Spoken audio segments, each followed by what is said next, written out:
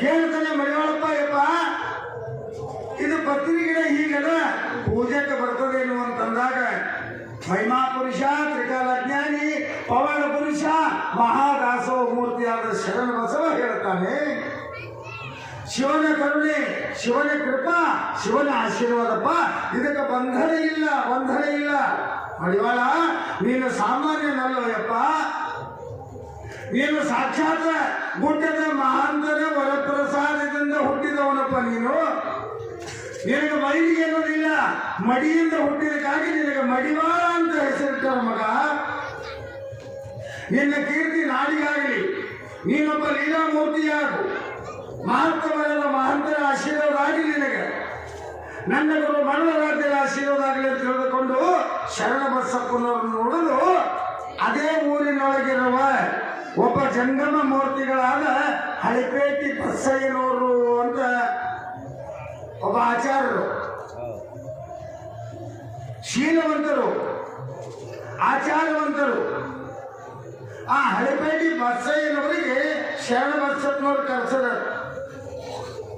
ಬಂದ್ರೆ ಬಸಯ್ಯನವರು ಬಂದರೆ ಬಂದು ಕೇಳ್ತಾರೆ, ಯಪ್ಪ ಶರಣ ಬಸಪ್ಪನವರೇ ಯಾಕ ಬಾ ಅಂತ ಹೇಳಿದಿರ್ತೀರಪ್ಪ, ಏನು ಏನು ಅಂತ ಕೇಳಿದಾಗ ಆಗ ಶರಣ ಬಸಪ್ಪನವ್ರು ಹೇಳ್ತಾರೆ, ಯಪ್ಪ ಇವ ಬಿದನೂರೊಳಗೆ ಹುಟ್ಟಿದ ಮಡಿವಾಳಪ್ಪ ಅಂತ ತಿಳಿದುಕೊಂಡು ಇವನಿಗೆ ಶಿವದೀಕ್ಷೆ ಕೊಡಬೇಕಾಗ್ಯದ, ಲಿಂಗ ದೀಕ್ಷೆ ಕೊಡಬೇಕಾಗ್ಯದ, ನಿಮ್ಮ ಅನುಗ್ರಹ ಆಗಬೇಕು, ಜಂಗಮ ಮೂರ್ತಿಗಳ ಆಶೀರ್ವಾದ ಆಗಬೇಕು. ಅದಕ್ಕೆ ಇವನಿಗೆ ದೀಕ್ಷಾ ಸಂಸ್ಕಾರ ನೀವು ಕೊಟ್ಟು ಅವನಿಗೆ ಜ್ಞಾನವಂತರನ್ನಾಗಿ ಮಾಡಬೇಕು, ಧರ್ಮವಂತನನ್ನಾಗಿ ಮಾಡಬೇಕು. ಧರ್ಮದ ತತ್ವದ ಮರ್ಮವನ್ನ ತಿಳಿದುಕೊಳ್ಳುವ ಸಾಧನದ ಹಾದಿಯನ್ನು ತೋರಿಸಬೇಕಂತಂದಾಗ ಹಳಿಪೇಟಿ ಬಸಯ್ಯ ಎಂದನಂತೆ, ಏನ್ರಿ ಶರಣ ಬಸಪ್ಪನವರೇ ಸಿಕ್ಕವರಿಗೆಲ್ಲ ಶಿವದೀಕ್ಷೆ ಕೊಡ್ಲಿಕ್ಕೆ ಇದೇನು ಸಂತೆನ ಲಿಂಗ ಮಾಡಿ ಏನಂತ ಕೇಳ, ಸಿಕ್ಕವರಿಗೆಲ್ಲ ಹಂಗೆ ಕೊಡಕ್ಕೆ ಬರಂಗಿಲ್ಲ, ಇವ್ ಯಾವ ಜಾತಿ ಅವನೋ, ಎಲ್ಲಿ ಅವನೋ, ಯಾವ ಊರವನೋ, ಹ್ಯಾಂಗ ಕೊಡ್ಬೇಕ್ರಿ ಅಂತಂದಾಗ ಇಲ್ರಿಪ್ಪ ಪವಿತ್ರ ಅದನೆ, ಸುಂದರ ಅದನೆ, ಆತಗ ಶಿವದೀಕ್ಷೆ ಕೊಟ್ಟು ಬ್ರಹ್ಮಜ್ಞಾನ ಉಪದೇಶ ಆಗಬೇಕಾಗಿದೆ. ಗುರುಗಳೇ ನಿಮ್ಮಿಂದ ಆಶೀರ್ವಾದ ಕೊಡ್ರಿ. ಇದು ನನ್ನಿಂದ ಸಾಧ್ಯವಿಲ್ಲ, ಯಾಕೆ ನಾನು ಕಮಿಟಿ ಅಧ್ಯಕ್ಷರಿಗೆ ನಾಳೆಗೆ ನಮ್ಮ ವೀರ ಶೈವ ಧರ್ಮದವರೆಲ್ಲರೂ ಕೇಳ್ತಾರೆ, ಅವಾಗ ನಾ ಏನು ಉತ್ತರ ಕೊಡ್ಲಿ ಅಂತ ಹೇಳಿದುಕೊಂಡು ಹಳಿಪೇಟಿ ಬಸಯ್ಯನವರು ವಲ್ಯ ಎಂದಾಗ ಮುಂದೆ ಶರಣ ಬಸಪ್ಪನವರು ತಮ್ಮ ಗುರುಗಳಾದ ಕಲಿಕೇರಿಯ ಮೊರಳರಾಧ್ಯ ಶಿವಾಚಾರ್ಯರನ್ನ ಕರೆಸಿ ಮಡಿವಾಳಪ್ಪನಿಗೆ ಲಿಂಗ ದೀಕ್ಷೆ ಆಶೀರ್ವಾದ ಮಾಡಿಸಿದ್ರು, ಶಿವದೀಕ್ಷೆಯನ್ನು ಕೊಟ್ಟರು. ಶಿವಮಂತ್ರ ಉಪದೇಶವಾಯಿತು, ಬ್ರಹ್ಮಜ್ಞಾನದ ಮಾರ್ಗ ಸತ್ಯವಾಯಿತು. ಮಡಿವಾಳಪ್ಪನ ಕಾಯವೆಲ್ಲ ಮಡಿಯಾಗಿ, ಉಡಿಯಾಗಿ, ದೇವವಾಗಿ, ದೇವಲೋಕವಾಗಿ, ದೇವನೇ ತಾನಾದ ಬಾಲ ಶಿವಯೋಗಿ ಮಡಿವಾಳಪ್ಪ ಅಂತ ಕಥೆಯೊಳಗೆ ಬರ್ತದೆ. ಹೀಗಾಗುತ್ತಿರುವಾಗ ಮಡಿವಾಳಪ್ಪನವರ ಘನದ ಚರಿತ್ರೆ ಅನಂತ ಕಾಲ ಶರಣ ಬಸಪ್ಪನವರಲ್ಲಿ ಮಡಿವಾಳಪ್ಪನವರು ಉಳಿದು ಅಲ್ಲೇ ಮಡಿವಾಳಪ್ಪನವರು ಶರಣ ಬಸಪ್ಪನವರ ದಾಸೋಹದೊಳಗೆ ಕಾಯಕ ಮಾಡುತ್ತಾ, ಅವರೊಂದಿಗೆ ಜಪತಪವನ್ನ ಮಾಡುತ್ತಾ, ಅವರೊಂದಿಗೆ ಅನುಷ್ಠಾನವನ್ನ ಮಾಡುತ್ತಾ, ಅವರೊಂದಿಗೆ ಶಿವಸ್ತೋತ್ರ ಪಠಣವನ್ನ ಮಾಡುತ್ತಾ ಕಾಲ ಕಳೆಯತಕ್ಕ ಮಡಿವಾಳಪ್ಪ. ಮುಂದೆ ಶರಣ ಬಸಪ್ಪನವರು ಬಹಳ ಸುಂದರವಾಗಿ ಮಡಿವಾಳಪ್ಪಗ ಅನುಗ್ರಹ ಮಾಡ್ರ, ಆಶೀರ್ವಾದ ಮಾಡ್ಯಾರ.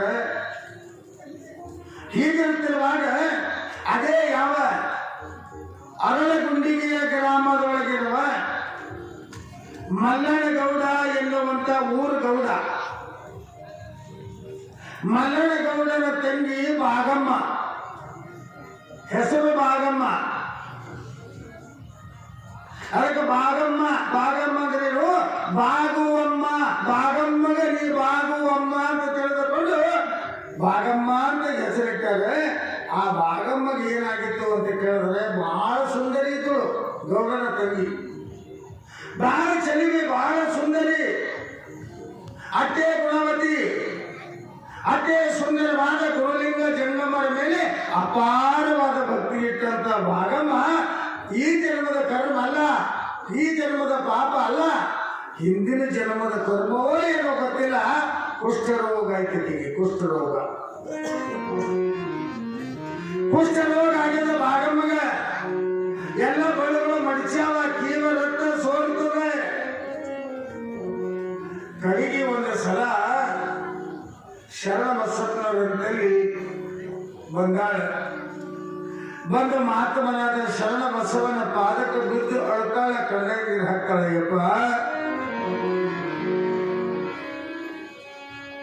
ಯಪ್ಪ ಶರಣ ಬಸವ, ಯಾವ ಜನ್ಮದ ಪಾಪ ಅದ ಏನೋ ಗೊತ್ತಿಲ್ಲ ನನ್ನಪ್ಪ, ನನಗೆ ಇಂಥ ಒಂದು ಕೆಟ್ಟ ರೋಗ ಬಂದು ಒದಗ್ಯದ. ಶರಣ, ನನ್ನನ್ನು ಕಾಪಾಡಬೇಕು ಅಂತ ಶರಣ ಬಸವನಲ್ಲಿ ಬೇಡಿಕೊಂಡಾಗ ಶರಣ ಬಸಪ್ಪನವರಂತೆ, ಯವ ಏನೋ ಚಿಂತೆ ಮಾಡಬೇಡ, ಭಗವಂತ ಅದಾನೆ, ಶಿವ ಅದಾನೆ, ನೊಂದು ಬಂದವರಿಗೆ ಗುರು ಅದಾನೆ, ದೇವರದಾನೆ, ಮಹಾತ್ಮದ. ಎಷ್ಟು ಸುಂದರ, ಎಷ್ಟು ಚಂದ. ಹರಗುರು ಚರರೆಲ್ಲರೂ ಜಗದೊಳಗೆ ಏಕೆ ಉದ್ಭವಿಸಿದ್ದಾರೆ ಅಂತ ಕೇಳಿದ್ರೆ, ಊರಿಗೊಂದು ಮಠ ಯಾಕವ ಅಂತ ಕೇಳಿದ್ರೆ, ಊರಿಗೊಬ್ಬೊಬ್ಬ ಶಿವಾಚಾರ್ಯರು, ಊರಿಗೊಂದೊಂದು ವಿರಕ್ತ ಮಠ ಯಾರಿಗಾಗ್ಯವ ಅಂತ ಕೇಳಿದಾಗ ಮಾತ್ರ ಜನರನ್ನ ಉದ್ಧಾರ ಮಾಡೋದಕ್ಕೆ, ಜನ ಕಲ್ಯಾಣಕ್ಕಾಗಿ ಮಠ ಮಂದಿರಗಳಂತದವ. ತಾಯಿ ಚಿಂತೆ ಮಾಡಬೇಡ, ಚಿಂತೆ ಮಾಡಬೇಡ ಅಂದಾಗ ಭಾಗಮ್ಮ ಗೌಡತಿ ಅಳ್ತಾಳ, ಕಣ್ಣಾಗ ನೀರು ಹಾಕ್ತಾಳ.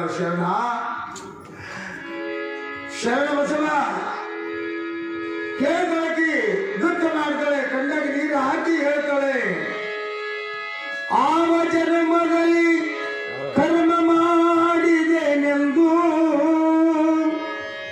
ಈ ಗತಿ ಬಂದಿತೋ ಶರಣ ಬಸವ ಹೇಳ್ತಾಳೆ. ಕಣ್ಣಾಗ ನೀರು ಹಾಕ್ತಾಳೆ, ಹೇ ದೇವಾ, ಯಾವ ಜನ್ಮದೊಳಗೆ ನಾನು ಏನು ಪಾಪ ಮಾಡಿದ್ದೀನಿ ಅಂತ ನನಗಿದು ಬಂದದಂತ ಕಣ್ಣಾಗ ನೀರು ಹಾಕುತ್ತಿರುವಾಗ ಶರಣ ಬಸಪ್ಪನವರು ಒಳಗಿದ್ದ ಮಡಿವಾಳಪ್ಪ ಕರೆದ್ರಂತ. ಮಡಿವಾಳಪ್ಪನವರೇ ಅಷ್ಟೊತ್ತಿಗೆ ಮಡಿವಾಳಪ್ಪ ಬೆಳೆದು ದೊಡ್ಡವಾಗಿದ್ದ, ವಯಸ್ಸಿಗೆ ಬಂದಿದ್ದ ಮಡಿವಾಳಪ್ಪ. ಶರಣ ಬಸಪ್ಪನವರು ಕರೀತಾರೆ, ಮಡಿವಾಳಪ್ಪನವರೇ ಯಪ್ಪ ಬಂದೆ. ಎಂತ ಚಂದ ಮಹಾತ್ಮರ ಮಾತ.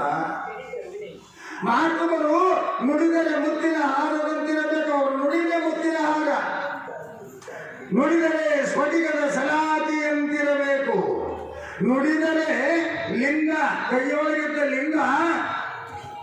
ಲಿಂಗ ಮೆಚ್ಚಿ ಅಹುದು ಅಹುದು ಅಹುದು ಅನ್ನಬೇಕಾಗುತ್ತೆ, ಅಹುದು ಅನ್ನಬೇಕಾಗುತ್ತೆ. ಅಂತ ಒಂದು ಮಹಾ ಶರಣ ಬಸವನ ನುಡಿ, ಮಡಿವಾಳಪ್ಪನ ನುಡಿ ಬಂದು ಮಡಿವಾಳಪ್ಪನವ್ರು ಕೇಳ್ತಾರೆ ಶರಣ ಬಸಪ್ಪಗ, ಯಪ್ಪ ಯಾಕೆ ಕರೆದ್ರಿ ಅಂತ ಕೇಳಿದಾಗ ಶರಣ ಬಸಪ್ಪನವ್ರು ಹೇಳ್ತಾರೆ, ಮಡಿವಾಳಪ್ಪನವರೇ, ಈ ತಾಯಿ ಬಾಲ್ಯದಿಂದ ನಮ್ಮ ಸೇವೆ ಮಾಡ್ಕೊತ ಬಂದಾಳ, ನಮ್ಮ ಮ್ಯಾಗ ಭಕ್ತಿ ಭಾಳ. ಹೌದ್ರಿಪ್ಪ, ಮತ್ತು ನಿಮ್ಮ್ಯಾಗ ಭಕ್ತಿ ಇದ್ರೆ ಇಂಥದ್ದು ಯಾಕೆ ರೋಗ ಬಂತೀರಿ ಏನ್ ಕೇಳೋಣ ಮಡಿವಾಳಪ್ಪ. ಅವಾಗ ಶರಣ ಬಸಪ್ಪನವ್ರು ಹೇಳ್ತಾರೆ, ಶರಣರಿದ್ದಲ್ಲಿ ಮತ್ತೊಬ್ಬರಿಗೆ ರೋಗ, ದುಃಖ, ದರಿದ್ರ, ಭೂತ, ಪ್ರೇತ, ಮಾಟ, ಮಂತ್ರ ಆಯ್ತು ಅಂತಂದ್ರೆ ಮಹಾತ್ಮರು ಲೀಲಾ ತೋರ್ಸಕ್ಕ ಇವು ಹೊರ ಬೀಳ್ತಾರಪ್ಪ.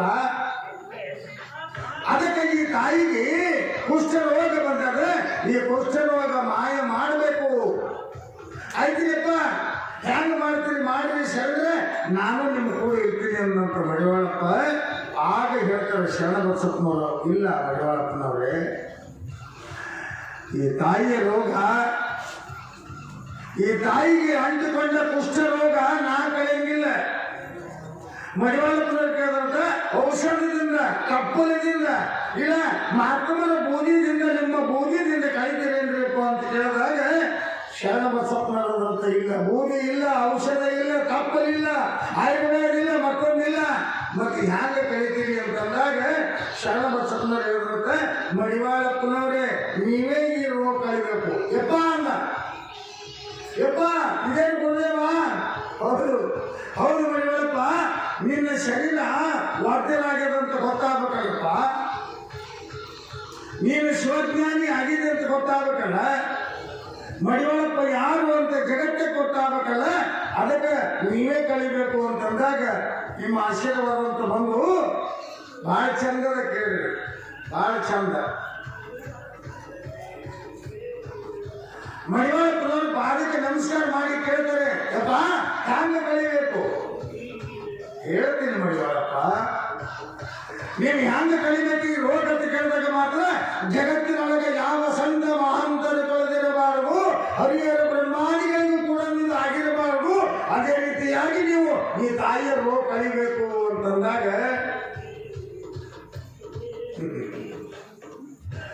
ಶರಣ ಬಸಪ್ಪನವರು ಅಂದಾಗ ಮಡಿವಾಳಪ್ಪ ಅಂತಾನಯ್ಯಪ್ಪ, ಹ್ಯಾಂಗ ಕಲಿಬೇಕಪ್ಪ? ಮಡಿವಾಳಪ್ಪ ನೀ ಹ್ಯಾಂಗ ಕಲಿಬೇಕಂತ ಕೇಳಿದ್ರೆ ಪರಮಾತ್ಮ ಕೊಟ್ಟ ಈ ನಾಲ್ಗಿ ಏನದ, ಈ ನಾಲ್ಗಿದಿಂದ ಅವಳ ಶರೀರ ನೆಚ್ಚಿ ನೀ ರೋಗ ಕಲಿಬೇಕು ಅಂತ ತಿಳ್ಕೊಂಡು ಅಪ್ಪಣೆ ಮಾಡ್ತಾರೆ. ಅಪ್ಪಣೆ ಮಾಡಿದಾಗ ಮಡಿವಾಳಪ್ಪ ಅಂತಾನೆ, ಆಯ್ತಪ್ಪ ನೀ ಹಿಂದಿರ್ಲಿಕ್ಕಾಗಿ ನಾಯಾಕ ಚಿಂತೆ ಮಾಡಲಿ ಅಂತ ತಿಳಿದುಕೊಂಡು ಮಡಿವಾಳಪ್ಪನವರು ಶರಣ ಬಸಪ್ಪನವರು ಹೇಳ್ದಂಗ ತಮ್ಮ ನಾಲಿಗೆ ತೆಗೆದರೆ ಮಹಾಂತನ ಧ್ಯಾನ ಮಾಡ್ಯಾರ, ಶರಣನ ಧ್ಯಾನ ಮಾಡ್ಯಾರ, ಪರಮಾತ್ಮನ ಧ್ಯಾನ ಮಾಡ್ಯಾರ.